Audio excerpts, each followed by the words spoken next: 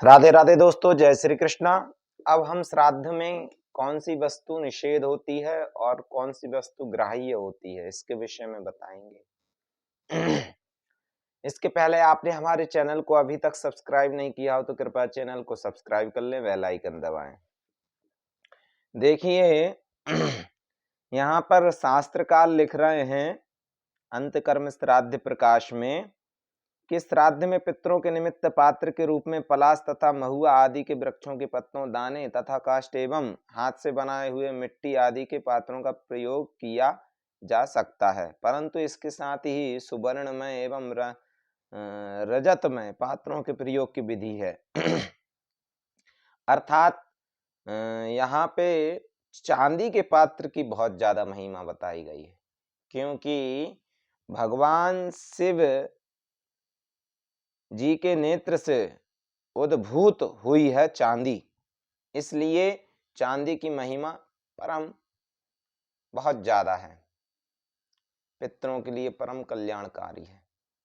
चांदी की महिमा, चांदी के पात्र से अर्घा हो चांदी का, और अर्घा से पितरों को जल तर्पण करना, और मान के चलिए चांदी हाथ में हो, चांदी की अंगूठी आप पहने हो, और चांदी के ही तार हो और उसमें कुशा में लगा हो, ऐसे चांदी सम्मिलित होने से क्या होता है, चांदी के पात्र में पिंडदान बने हों थाली में चांदी की, तो पिंड बनने से पिंड की महिमा बढ़ जाती है। वैसा पिंड पितरों को प्रदान करने से उनकी अक्षय तृप्ति हो जाती है। यहाँ पे शास्त्रकार लिख भी रहे हैं कि चतुर्थ श्लोक में पात्रम वनस्पति मह्यम तथा पर्णमयम पुनः सौवर्णम राजतम वापि पितॄणाम पात्र मुच्यते। यह पितरियों के लिए पात्र हैं। पात्रम वनस्पति के माने पत्तों से बने, पलाश आदि के पत्ते जो होते, तथा पर्णमयम केले का पत्ता निषेध है। यहाँ पे एक बात और ध्यान रखना, केले के पत्ता यहाँ पे निषेध है। बाकी आप रजत पलाश के पत्ते, महुआ के पत्ते ले सकते हैं।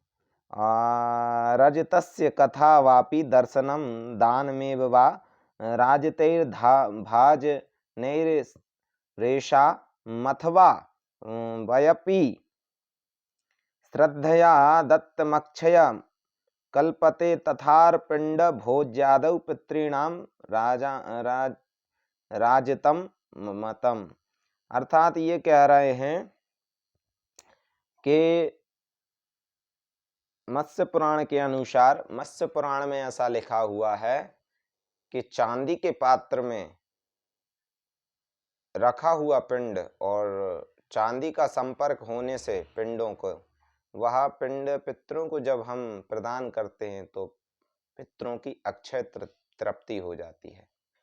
वह बहुत ज़्यादा प्रसन्न हो जाते हैं और अत्यंत आशीर्वाद देते हैं। तो चांदी का प्रयोग करना चाहिए श्राद्ध में, इस बात का ध्यान रखें, वह परम कल्याणकारी होगा। और तुलसी की महिमा बताई है।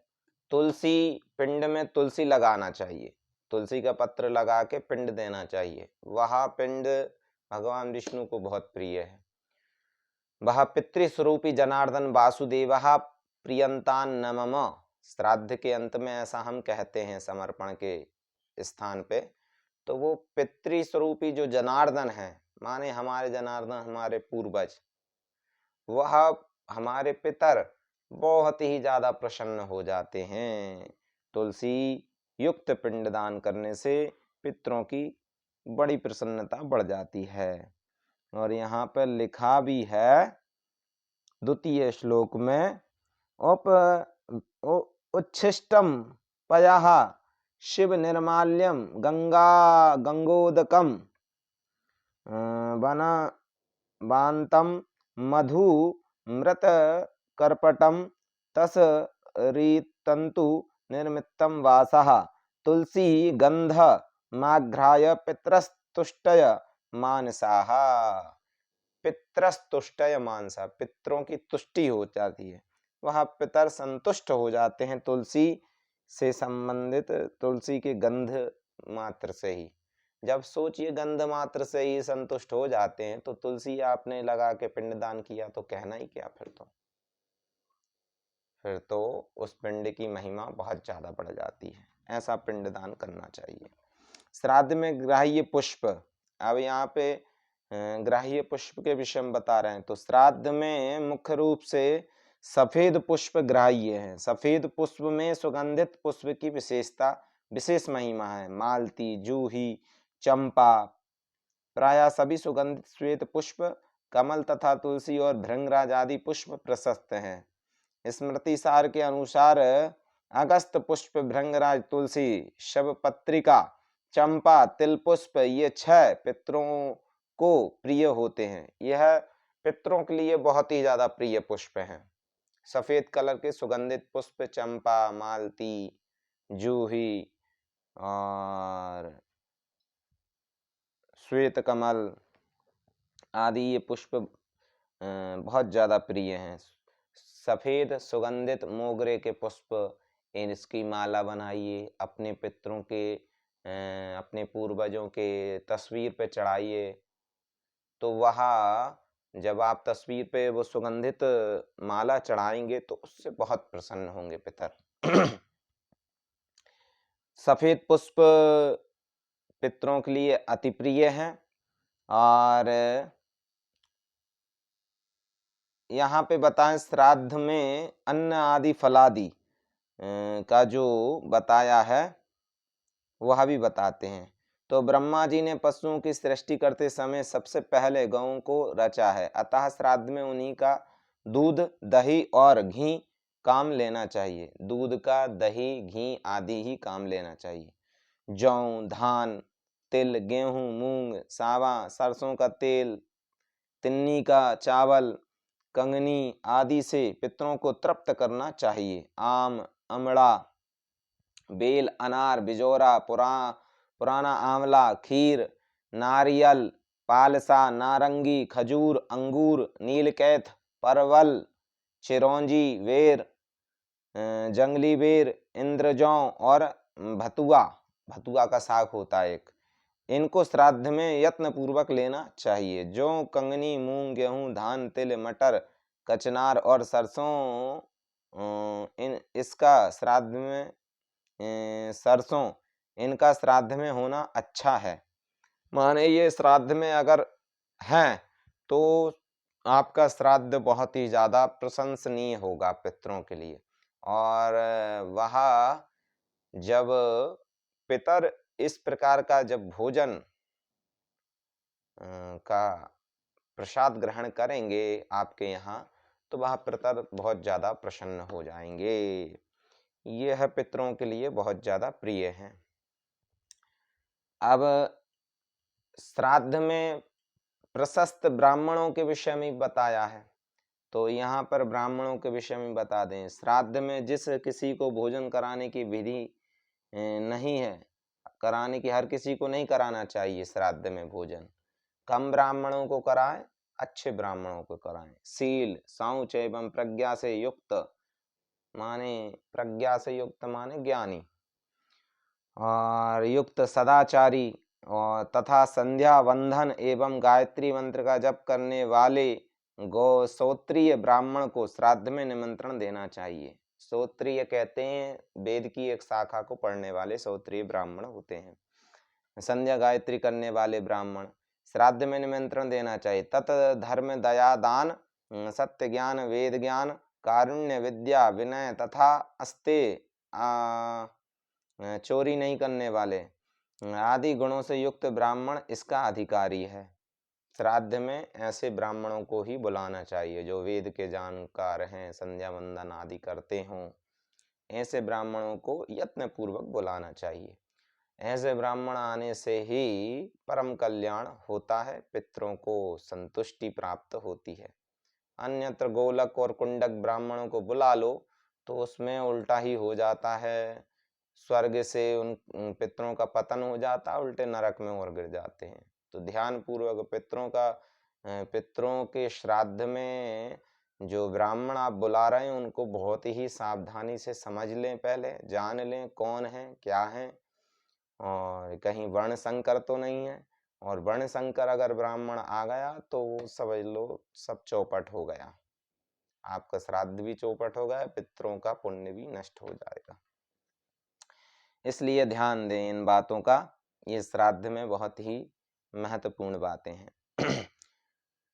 और श्राद्ध में भोजन के समय मौन अवश्य रहना चाहिए। पिंड की अष्टांगता, पिंड में अन्न, तिल, जल, दूध, घी, मधु, धूप और दीप, ये पिंड के 8 अंग हैं, ये होना चाहिए पिंड में। पिंड का प्रमाण कितना होना चाहिए? एकोदिष्टम तथा सा पिंडन में कैथ कपित्थ का फल होता है, ऐसा होता है कपित्थ का फल, लगभग लंबा सा, और कपित्थ के फल के समान वह पिंड बना के पिंडदान करना चाहिए पार्वण श्राद्ध आदि में, मई एकोदिष्ट श्राद्ध आदि में। ब्राह्मणों के पैरों को प्रक्षालन कराना चाहिए। जब ब्राह्मण आपके घर में भोजन करने के लिए आए पितरों के निमित्त, तो उस समय पर ब्राह्मणों के पैरों को धोना चाहिए। पैरों को धोने से पितर बहुत प्रसन्न होते हैं, और अगर पैर नहीं धोते हैं तो पितर निराश हो जाते हैं और निराश होकर चले भी जाते हैं, ऐसा भी लिखा हुआ है यहाँ पे। ये शास्त्रकार लिख रहे हैं, खड़े होकर पैर धोने पर पितर निराश होकर चले जाते हैं। श्राद्ध में ब्राह्मणों को बैठा कर पैर धोना चाहिए, बैठा दो पहले ब्राह्मणों को फिर पैर धुलाओ, ऐसा नहीं कि खड़े हैं पैर धुला दिए, ऐसा नहीं करना चाहिए। ऐसा करोगे तो उल्टा ही होगा उसका परिणाम। पत्नी को दाहिनी ओर खड़ा करना चाहिए, उसे बाएं रखकर जल नहीं गिराना चाहिए, अन्यथा वह श्राद्ध आसुरी हो जाता है, वो पितरों को प्राप्त नहीं होता। ये बहुत बड़ी बात है कि पत्नी को, जब ब्राह्मणों को पैर धुला रहे हैं तो पत्नी दाहिने हाथ पर रहे, तब पैर धुलाएं, बैठा के आसन पे और फिर पैर धुलाएं। ऐसा ये लिख रहे हैं 7वें श्लोक में, पाद प्रक्षालनम प्रोक्त मुपवेश्यासने द्विजान तिष्ठताम छालनम कुर्यान निरासः पितरो गताः। स्मृति अंतर श्राद्ध कर्म पद्धति, ये ग्रंथ है और इसमें स्पष्ट तौर पे लिखा हुआ है, श्राद्ध काले यदा पत्नी वामे नीरम प्रदापयेत आसुरम तद भविष्य श्राद्धम पितॄणाम नोपतिष्ठते। जो पत्नी ब्राह्मणों के पाद प्रक्षालन के समय वाम भाग में रहती है, वह श्राद्ध आसुरी श्राद्ध कहलाता है। वह श्राद्ध देवीय श्राद्ध न होके और आसुरी श्राद्ध हो जाता है। इसलिए दाहिने हाथ पे पत्नी को रहना चाहिए ब्राह्मणों के पैर प्रक्षालन कराते समय, पैर धोते समय। श्राद्ध में अब जो वर्जित बातें हैं हम अगली वीडियो में आपको बताएंगे। ये वीडियो काफ़ी ज़्यादा लंबा हो जाएगा, इसके लिए हम आपको जो वर्जनीय बातें हैं, जो किस चीज़ का निषेध करना चाहिए श्राद्ध में, उसके विषय में बताएंगे अगली वीडियो में। जय श्री राधे, जय श्री कृष्ण।